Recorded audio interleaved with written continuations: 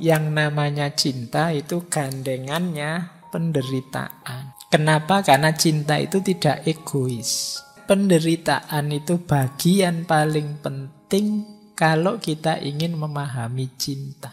Mustahil kita mengalami cinta sejati kalau kita takut terluka.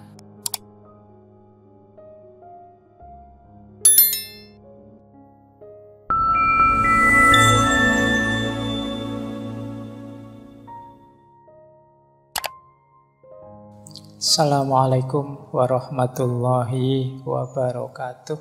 Bismillahirrahmanirrahim. Malam hari ini kita masih lanjut belajar ayat-ayat kauniyah, fenomena hidup yang namanya patah hati. Seperti sudah dimulai minggu kemarin, malam hari ini kita lanjut untuk memahami perspektifnya para filosof. Kalau minggu lalu kan kita membahas lebih ke psikologinya. Sekarang kita lihat bagaimana para filosof, khususnya para filosof eksistensialis ini memahami fenomena yang namanya patah hati. Saya angkat para filosof eksistensialis selain nanti untuk mengantarkan kita ke minggu depan para filosof stoik yang terkenal sekali di Indonesia belakangan ini, dan nanti kita puncai di perspektif tasawufnya di minggu terakhir. Nah, perspektif eksistensialis itu kan para filosof yang titik tekannya pada eksistensi. Bagaimana kita hadir dan tampil dalam hidup ini. Jadi dalam pandangan para filosof eksistensialis ya, yang namanya esensi itu terbentuk melalui eksistensi. Jadi tidak ada esensi yang hakiki, yang asli, itu ya tergantung eksistensi kita. Jadi saya itu aslinya pembohong apa aslinya jujur ya? Aslinya tidak ada. Kalau saya tiap hari jujur ya berarti saya orang jujur. Kalau tiap hari saya bohong ya saya pembohong. Tidak usah tanya aslinya. Kalian mahasiswa itu rajin apa males ya dicek saja absennya penuh apa enggak. Tidak usah ditanya aslinya saya rajin apa males, atau saya itu aslinya rajin kok Pak, ya cuma semester ini aja males nggak masuk-masuk. Ya berarti sekarang kamu males. Nah, ini pandangan mudahnya ya untuk memahami filsafat eksistensi. Jadi kunci dari hakikatnya manusia itu ada pada eksistensinya. Dulu di sesi-sesi ngaji filsafat awal sudah sering dan pernah kita bahas tokoh-tokoh para filosof eksistensialis ini. Malam hari ini kita cuplik-cuplik pikiran mereka yang berhubungan dengan patah hati. Dan mereka sendiri juga ya manusia biasa. Banyak kisah cintanya para filosof eksistensialis itu yang tragis. Jadi di situ yang saya tempelkan gambar di cover itu kan filosof besarnya eksistensialis. Ada Søren Kierkegaard, ada Nietzsche, ada Heidegger, ada Sartre. Ini tokoh-tokoh yang akrab bagi para pengkaji filsafat, dikenal sebagai para filosof eksistensialis, dan yang saya pampang di situ sebagian dari yang punya kisah cinta tragis. Sebagian saja, berarti yang lain masih banyak. Nah, semoga tidak menyurutkan niatmu untuk jadi filosof ya. Ternyata kok ceritanya tidak enak. Itu yang paling kiri itu Søren Kierkegaard. Dia ini bapaknya eksistensialisme. Punya pacar namanya Regina Olsen. Cuma sudah lamaran, sudah tunangan. Akhirnya dibatalkan sendiri oleh Kierkegaard. Kalau saya ngarani ini semacam dia ini overthinking. Apa ya aku pantas jadi pasangannya dia, apa ya aku ini layak jadi pasangannya dia. Kok dia begitu menggebu-gebu mencintaiku, apa aku benar mencintai dia. Jadi mikir kayak gini, bulat akhirnya tunangannya dibatal-batalkan sendiri. Dan nanti dia menyesal-menyesal sendiri. Di belakang, yo tunangannya dibatalkan, yo nyari lagi dia nikah sama orang lain. Dan Ki Kegat akhirnya ya hidup membujang, tidak nikah sampai meninggal. Atau yang kanannya Nietzsche, ini kan betapa jagonya tokoh ini, teman-teman mungkin pernah mendengarkan ngaji filsafat tentang beliau. Itu pun yo konsep-konsep besarnya muncul setelah dia patah hati. Dia itu naksir temannya, seorang penulis, namanya Lou Salome. Cuma mereka ini sebenarnya punya satu teman lagi, namanya Paul Rie. Jadi 3 bersahabat. Nietzsche ini naksir si cewek ini, Lou Salome ini, tapi Lou ini lebih suka sama teman yang satunya. Jadi cinta segitiga, sayangnya yang bertepuk sebelah tangan cuma Nietzsche. Nah, nanti kawin sama temannya, dia stres nanti. Panjang ceritanya Nietzsche sampai punya depresi lama itu ketika ditinggal oleh Salome. Tapi gara-gara depresi itu nanti dia punya konsep besar tentang manusia. Itu yang kanan. Yang kanannya lagi, mungkin teman-teman pernah dengar nama Heidegger. Heidegger ini pacaran sama mahasiswinya. Ayo, namanya Hannah Arendt. Dua-duanya nanti sama-sama filosof. Saat itu Heidegger umurnya 35 tahun, Hannah Arendt umur 18 tahun. 18 itu semester piro kalau mahasiswi. Umur 18 tahun pacaran, sama-sama seneng, sama-sama saling mengagumi yo. Kalau Hannah Arendt kagum dengan pinternya Heidegger, Heidegger tentu saja seneng dengan cantiknya Hannah Arendt. Cantik juga pinter, punya mahasiswi cantik, pinter, apalagi naksir lagi yo. Kenapa tidak, kan saat itu begitu. Tapi terus mereka pisah lama, puluhan tahun, karena Heidegger ini agak pro-Nazi. Saat itu dia bahkan diangkat jadi rektor di Universitas Freiburg oleh Nazi. Sementara Hannah Arendt ini keturunan Yahudi yang dikejar-kejar. Hannah Arendt agak kecewa karena tidak dibela oleh Heidegger, sampai dia dan keluarganya ngungsi ke Perancis. Nah, ya akhirnya pisah. Bahkan Hannah Arendt ini sampai menikah 2 kali. Tapi nanti usia-usia tua mereka ini ketemu lagi dan CLBK. Nah, ya.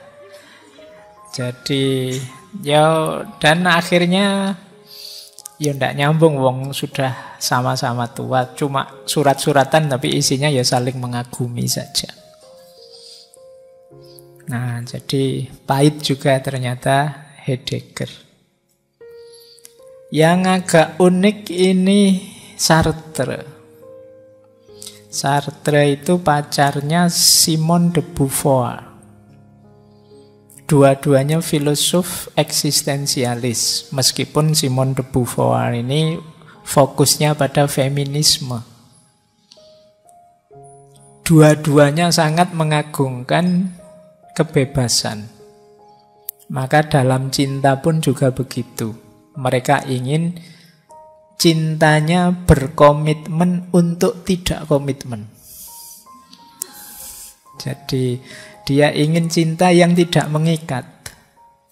Terserah kamu mau siapa saja, ya suka-suka kamu, nanti mau balik lagi ke saya, ya ayo. Aku juga begitu, aku nyari suka-suka aku, pengen balik lagi ke kamu, ya ayo. Akhirnya sampai tua ndak menikah, meskipun sama-sama senengnya. Oke, itu ilustrasinya bahwa ternyata para filosof besar pun ya manusia. Jadi mereka juga mengalami pasang surutnya hidup sebagai manusia. Jangan dibayangkan para filosof itu isinya maca buku sama mikir terus, ya ndak begitu. Mereka yo seneng-seneng, yo pacaran, yo patah hati, yo kecewa, yo ngamuk dan lain sebagainya. Biasa saja. Baik, malam hari ini kita akan melihat sisi yang berbeda dari para filosof eksistensialis ini. Meskipun nanti kita tutup dengan satu lagi filosof namanya Arthur Schopenhauer. Nah, kalau Schopenhauer ini dikenal dengan filsafat pesimismenya. Tapi nanti ada banyak, menurut saya, advice dari Schopenhauer untuk menghadapi patah hati ini. Oke, baik. Kita mulai ya pembahasan kita untuk patah hati. Yang belum pernah ngerti rasanya, ya dinikmati saja suasananya. Baik, saya awali dari surat-suratnya tokoh-tokoh filosof tadi. Coba dirasakan ya, biar kalian belajar caranya para filosof bikin surat.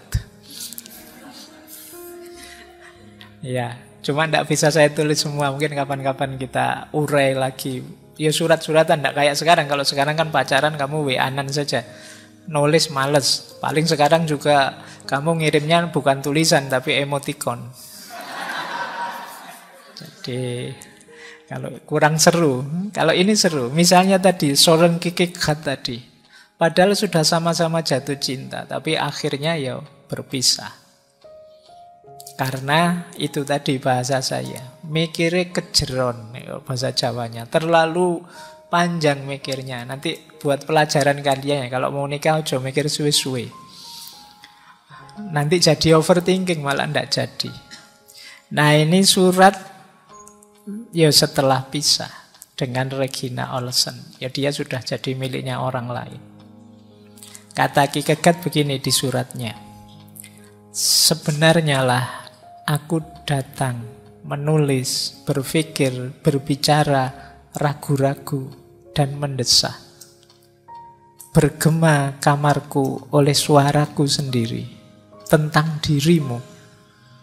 Satu-satunya orang yang kupercaya, yang berani menceritakan apa yang sekarang riuh mengalir dalam diriku. Namun sekali lagi hilang dalam lamunan sunyi. Kalimatnya indah kalau filosof bikin. Orang biasa saja jatuh cinta bisa bikin puisi, apalagi filosof. Ketahuilah bahwa setiap kali engkau mengulang kata bahwa engkau mencintaiku, dari relung jiwamu yang terdalam, seolah-olah aku mendengarnya untuk pertama kali. Seperti seorang pria yang ingin memiliki seluruh dunia, ia membutuhkan seumur hidup untuk mengamati kemegahannya. Demikian pula aku juga butuh seumur hidup untuk merenungkan semua kekayaan yang terkandung dalam cintamu. Ketahuilah bahwa setiap kali engkau dengan sungguh-sungguh meyakinkan aku bahwa engkau selalu mencintaiku, baik saat bahagia maupun saat sedih, karena engkau tahu bahwa kesedihan hanyalah nostalgia ilahi, dan bahwa segala sesuatu yang baik dalam diri manusia adalah anak kesedihan. Ketahuilah bahwa engkau sedang menyelamatkan jiwaku dalam api penyucian. Setiap kali engkau merasakan matahari yang segar, tolong pikirkan aku, karena pikiran dan jiwaku benar-benar mengarah ke matahari itu. Dan aku memiliki kerinduan yang mendalam untukmu. Matahari di antara wanita. Ini Ki Kegat, sayangnya tidak jadi. Tuh. Ekspresi kecewanya dia. Ini ekspresi kecewa masih mendamba tapi tidak berani maju. Itu juga menyakitkan kan, kalau kalian tidak berani nembak-nembak akhirnya ditembak temenmu kan sakit. Beda sama Nietzsche tadi. Kalau Nietzsche itu kecewa, Nietzsche itu ceritanya nembak 3 kali ditolak terus. Sampai dia marah. Makanya ada surat yang nadanya marah dari Nietzsche. Kita lihat filosof yang marah karena hatinya dipatahkan. Ini saya potong, suratnya panjang. Cuma ini surat tidak dikirimkan pada Lo Salome, tapi dikirimkan pada psikiaternya Nietzsche yang dari Rusia. Jadi oleh psikiaternya dia disuruh nulis surat, sudahlah ungkapkan kemarahanmu apa yang ada di hatimu. Lahirnya antara lain surat ini agak panjang, saya potong 1 paragraf saja. Kalian juga begitu ya, sopo ngerti ada yang patah hati, kamu nulis saja yang banyak. Sebanyak mungkin, sopo ngerti bisa diterbitkan. Ya, kan lumayan. Nah ini kalimatnya nih sebegini, lo, bahwa aku sangat kesakitan, itu tidak masalah jika dibandingkan dengan masalahmu, lo. Aku belum pernah bertemu orang yang lebih menyedihkan dibandingkan kamu. Engkau tidak sadar diri meskipun pintar. Mampu memanfaatkan apa yang diketahui tapi naif. Tidak menyadari kekuranganmu. Ini setelah ditolak dia begini. Tulus dan adil dalam hal-hal kecil namun keras kepala. Dan secara umum dalam sikap total terhadap kehidupan, munafik. Tidak peka untuk memberi atau menerima. Tidak punya hati dan tidak bisa mencintai. Dalam rasa selalu sakit dan diambang kegilaan. Tidak tahu terima kasih. Tidak punya malu terhadap yang selama ini tulus membantumu. Itu terasa ya, kecewa, marah. Yo memang mungkin pahitnya luar biasa, mau ditolak 3 kali loh ya. Kamu sekali aja sudah monting, apalagi ini 3 kali. Filosof sehebat Nietzsche pun yo kacau akhirnya. Baik, ada lagi tadi yang saya sebut namanya. Kalau ini suratnya Hannah Arendt pada Heidegger yang tadi berpisah, kecewa meskipun masih banyak rasa di situ. Kata Hannah Arendt begini, jangan lupakan aku dan jangan lupakan betapa banyak dan dalamnya aku tahu bahwa cinta kita telah menjadi berkah dalam hidupku. Pengetahuan ini tidak dapat digoyahkan, bahkan hari ini. Ketika sebagai jalan keluar dari kegelisahanku, aku telah menemukan rumah dan rasa memiliki dengan seseorang yang mungkin paling tidak Anda pahami.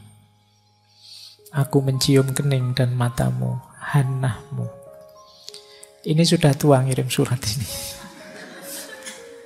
Jadi karena sudah berpisah lama, dia sudah menikah dengan orang lain. Jadi masih nyambung meskipun tidak bisa bersatu. Ada lagi yang tadi ya, yang Sartre. Ini suratnya Simone de Beauvoir.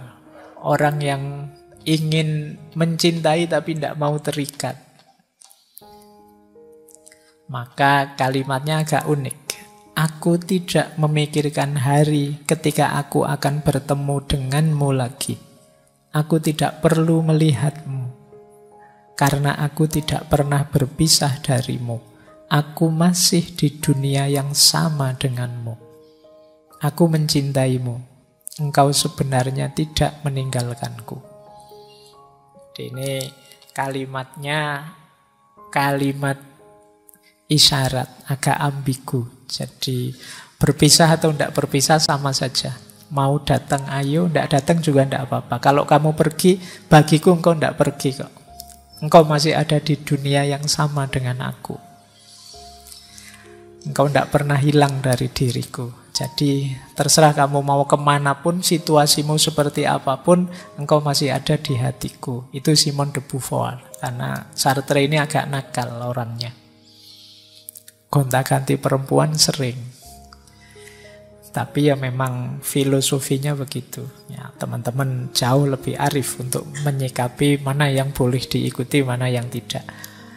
Tapi ini menggambarkan dinamika hidupnya para filosof. Baik, semoga sudah bisa ditangkap soulnya kepatah hatian para filosof ini. Sekarang saatnya kita belajar dari mereka. Kalau hatinya seperti itu, sekarang filosofi mereka apa ketika patah hati itu? Kita mulai ya. Kita awali dari tadi Søren Kierkegaard, bapaknya eksistensialisme. Søren Kierkegaard ini eksistensialisme agak humanistik cara berpikirnya, agak manusiawi. Itu ringkasan pandangannya Kierkegaard tentang cinta sebelum nanti ada penderitaan atau patah hati.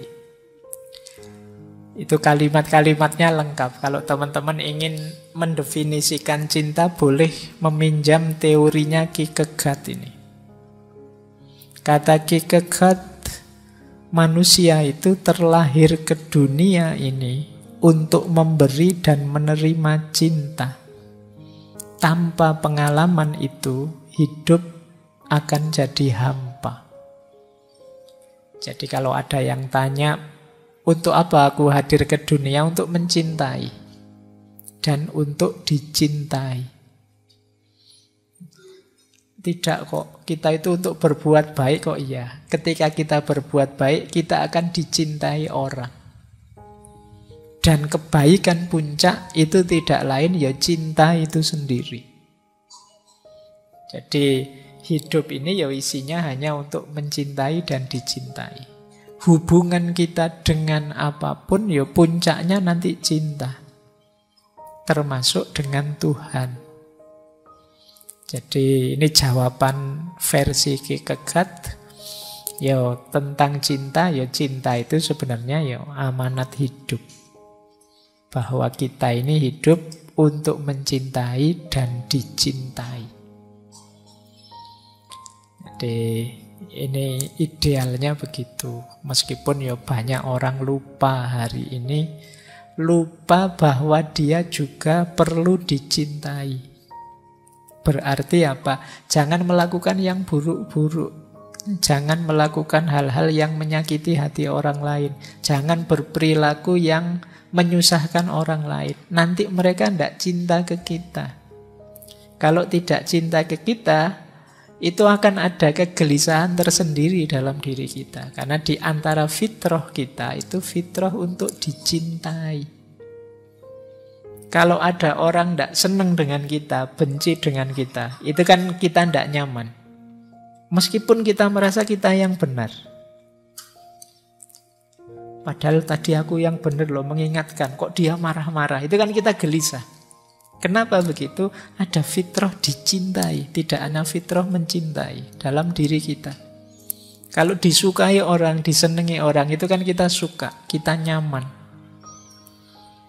Jadi kita melakukan aneka kebaikan, aneka pencitraan, itu kan bagian dari dorongan jiwa untuk dicintai. Baik di level paling lahiriah sampai level paling dalam. Level paling lahiriah itu ya kalian misalnya beli baju yang bagus, pakai parfum, nyisir juga macam-macam, itu kan sederhananya kan ingin dicintai.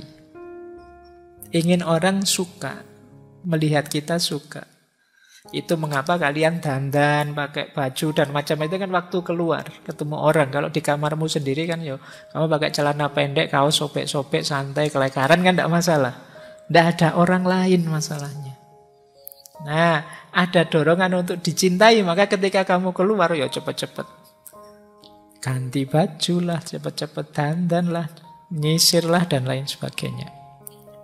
Jadi versinya Ki Kegat ya, manusia itu lahir ke dunia untuk memberi dan menerima cinta. Kalau tidak ada ini, hidup rasanya hampa. Tidak ada orang atau sesuatu yang kita cintai, dan kita juga tidak dicintai balik. Itu hidup rasanya kosong. Yang kedua, cinta mengajarkan berbagai kualitas unggul kemanusiaan. Jadi, ketika kita memutuskan untuk mencintai, biasanya di situ teriring berbagai perilaku baik. Berkorban, menerima, sabar, dan lain sebagainya. Yang ini sulit keluar kepada orang yang tidak kita cintai. Maka mencintai itu memancing lahirnya sifat-sifat baik, perilaku-perilaku baik. Sehingga dia jadi penting. Yang ketiga, cinta itu membuat hidup lebih hidup. Kalian bisa merasakan lah ya, waktu jatuh cinta, waktu mencintai, itu kan meluap-luap jiwamu. Pengen ketemu terus, pengen dekat terus, pokoknya bergairah sekali hidupmu. Kebalikannya yang sedang patah hati, rasanya dunia gelap mesti. Tidak tahu mau apa lagi. Tidak ada yang enak mau lakukan apa-apa. Kebalikannya. Jadi dalam budaya Jawa ada peribahasa, urip itu urup, hidup itu nyala. Itu kalau kamu telusuri maknanya lebih jauh, yang dimaksud urup itu apa? Nyala cinta. Menghidupkan hidup itu tentu saja dengan cinta. Hidup yang tidak sekedar hidup itu cinta. Jadi ini versi eksistensialisme. Jadi kalau ingin eksis jadi orang yang hidup, ya mencintai. Karena cinta karakter yang paling luhurnya manusia. Kemudian cinta itu memanusiakan manusia, membuatnya ingin lebih baik. Karena tadi kita itu selain ingin mencintai juga ingin dicintai. Baik untuk mencintai maupun dicintai, itu kan perlu meningkatkan kualitas diri kita. Maka cinta itu secara otomatis membuat kita terdorong lebih berkualitas. Nah, baik. Terus cinta itu memberi sense of purpose, membuat hidup lebih bermakna. Ketika kalian ada yang dicintai, ini semacam kalian punya tujuan hidup. Untuk apa? Kebahagiaan yang dicintai, keberhasilan yang dicintai, kesuksesan yang dicintai. Ini namanya sense of purpose. Orang tua begitu punya anak, lahir cintanya pada anaknya, maka anak ini sekarang jadi purpose-nya, jadi tujuan hidupnya orang tua. Kalian juga begitu, mencintai apapun itu paling tidak sekarang punya orientasi. Hidupku mau apa sekarang? Nah, ketika kemarin belum punya pacar misalnya, kalau ditanya, gimana masa depanmu, masih bingung Pak. Tapi sekarang punya pacar, paling tidak kamu bisa jawab, ingin membahagiakan dia selamanya Pak, misalnya. Yo kan versi gombalnya kan begitu. Tapi paling tidak kan ada tujuan sekarang. Hidupmu ada yang dituju. Saya ingin cepat lulus Pak, biar cepat dapat kerja terus bisa melamar. Itu kan paling tidak memberi sense of purpose. Ada tujuan. Atau kalau belum punya ya kamu mencintai siapalah gitu. Sahabat apa sopo. Itu memberi sense of purpose. Dan puncaknya tentu saja mencintai Tuhan. Baik. Terus lagi, ya, kata Ki Kegat, ada secercah sifat Tuhan dalam diri kita yang ini tidak ada di makhluk yang lain, yaitu mencintai. Jadi Tuhan itu kan Sang Maha Cinta. Dan percikan karakter cinta itu ada di manusia. Baik, ya ini masing-masing nanti bisa diuraikan panjang lebar, tapi itu ringkasnya pandangannya Ki Kegat tentang cinta. Tetapi, ada tetapinya, bukan cinta yang romantik. Kenapa? Cinta yang romantik itu belum cinta yang sebenarnya. Masih cinta yang egois dengan banyak syarat. Nah, sulit bilang cinta romantik itu cinta yang ikhlas tulus. Karena di balik itu ada hasrat, ada keinginan. Maka kata Ki Kegat, cinta romantik itu ya sebenarnya masih perwujudan ego. Syaratnya masih banyak. Jadi, aku mencintaimu karena ini, karena itu, atau untuk ini, untuk itu. Ini namanya masih ada syaratnya. Kalau ada syaratnya belum tulus. Tulus itu kan apapun dia, seperti apapun kondisinya, feedback apapun yang diberikan padaku, aku tetap mencintai. Ya mungkin ibaratnya orang tua sama anaknya atau Tuhan sama manusia itu kan begitu, tidak ada syarat apa-apa. Kata Ki Kegat, cinta romantik itu tumbuh berdasarkan khayalan-khayalan dan pembenaran utilitarian. Makanya cinta romantik itu banyak lamunan-lamunannya. Bayangan-bayangan, khayalan-khayalan. Kalau aku bisa bersamamu seumur hidup, alangkah bahagia hidupku, luar biasa, dan seterusnya. Begitu nikah gegeran. Terus pisah. Terus waktu ditanya, kok nikah belum lama pisah? Tidak ada kecocokan. Kok iso ndak ada kecocokan itu? Lah kemarin mikirnya apa? Nah, jangan-jangan terjebak di khayalan-khayalan. Kemudian pembenaran utilitarian. Pembenaran utilitarian itu karena aku dienakkan, karena aku dinyamankan, karena aku diasikkan, maka aku bisa mencintai terus. Tapi kalau sudah ndak enak, ndak asik, merasa tidak sesuai lagi, ya kita bisa. Ini namanya pembenaran utilitarian. Utilitarianisme itu kan paham etika yang mencari kesenangan paling besar. Nah, cinta romantik itu biasanya ke situ. Teman-teman mencari yang paling asyik, yang paling enak. Kenapa kok sekarang pacaran? Ternyata enak diajak ngomong. Kalian yang kalau diajak ngomong tidak enak langsung mengkeret kan? Saya tidak terlalu pinter ngomong. Ya memang karakter cinta romantik begitu. Mencari yang enak. Jadi bukan berarti salah, tapi dia belum sampai ke terminal cinta yang level tinggi tadi. Yang ketulusan tadi. Jadi cinta romantik belum. Di cinta romantik perempuan menjadi objek karena jadi hasrat seksualnya laki-laki, sementara laki-laki jadi objek karena dipandang melengkapi dan mendampingi hidupnya perempuan. Perempuan mencari pendamping, sementara yang laki-laki mencari pelampiasan hasrat.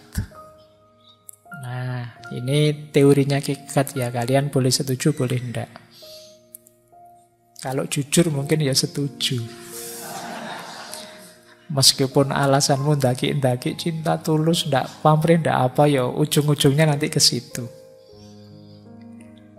Nah, ini pandangannya Ki Kegat tentang cinta romantik. Makanya di cinta yang jenis ini, ya nanti banyak muncul penderitaan. Banyak muncul patah hati. Sulit menemukan misalnya orang tua yang patah hati dengan anaknya misalnya. Kenapa? Cintanya jauh lebih tulus. Meskipun kemarin oleh Kopinghu juga dikritik, kadang-kadang juga tidak tulus. Tapi sulit. Lebih banyak menemukan kasus patah hati itu di cinta romantik ini. Kenapa? Ya masih banyak pamrihnya. Jadi masih banyak kecewanya. Meskipun begitu, kata Ki Kegat, ya memang yang namanya cinta itu gandengannya penderitaan. Kenapa? Karena cinta itu tidak egois. Kata Ki Kegat, penderitaan itu bagian paling penting kalau kita ingin memahami cinta. Mustahil kita mengalami cinta sejati kalau kita takut terluka. Makanya tadi yang mau nyaman-nyaman saja, mau enak-enak saja, pasti akhirnya patah hati. Dan justru terlukanya di situ. Begitu mencintai, kita harus siap menderita. Kenapa? Di antara karakternya cinta, kalau versinya Ki Kegat itu, ya di balik itu ada rasa sakit. Jadi meskipun begitu, kalau cinta sejati dia tidak mudah menyerah. Justru kesusahan, kesulitan itu akan menguatkan cinta. Nah ini ceritanya banyak lah ya di sinetron-sinetron. Itu kan mesti sulit, tapi kan terus happy ending. Kalau udah happy ending ya mati bareng. Kan begitu cerita-cerita cinta itu. Tapi kan luar biasa. Penderitaan justru memperkuat. Cinta yang mulus-mulus saja, ya hati-hati itu biasanya ya tidak terlalu rekat. Coba cinta itu dihalang-halangi, wah bisa. Romeo and Juliet itu kalau diizinkan tidak ada yang menghalang-halangi, ya mungkin jadi kisah cinta biasa, terus kawin, punya anak, gegeran, cerai. Dia jadi luar biasa karena banyak penderitaan di situ. Sehingga keterikatannya tambah kuat. Sehingga kata Ki Kegat, penderitaan dalam cinta itu perekat. Jadi membuat tambah melekat kita. Cintanya tambah kuat. Oke, ya meskipun begitu, jangan cari-cari masalah ya. Ayo kita cari penderitaan yuk biar tambahan, ya tidak begitu. Biasanya ya mesti ketemu. Mungkin penderitaan dari luar atau dari dalam diri kita sendiri dan lain sebagainya. Pasti ada karena memang include dalam paketnya cinta itu penderitaan. Paling tidak penderitaan ketika kita mengalahkan ego. Menaklukkan ego itu kan sakit. Tapi dalam cinta ya syaratnya itu. Kalau ingin sampai pada cinta yang sejati.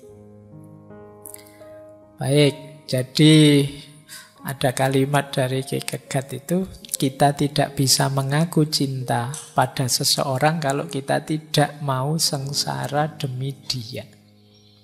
Kok di fase-fase sulit malah, wah ternyata berat pacaran sama kamu ini, bisa saja ya, ya sudah, berarti itu bukan cinta, kemarin negosiasi. Jadi ingin nyari enaknya saja. Tidak hanya cinta dengan pasanganmu, cinta dengan Allah, cinta pada orang tua, cinta pada sahabat. Itu dibalik itu include kesulitan, include berat, include mungkin rasa sakit, rasa pahit. Tapi itulah yang menguatkan. Jadi tidak usah khawatir, misalnya demi cinta kita pada Allah maka tidur kita kurangi, sepertiga malam kita bangun, itu kan berat. Enak-enaknya tidur disuruh bangun. Tapi di situ justru rasa kedekatan kita dengan Allah tambah kuat.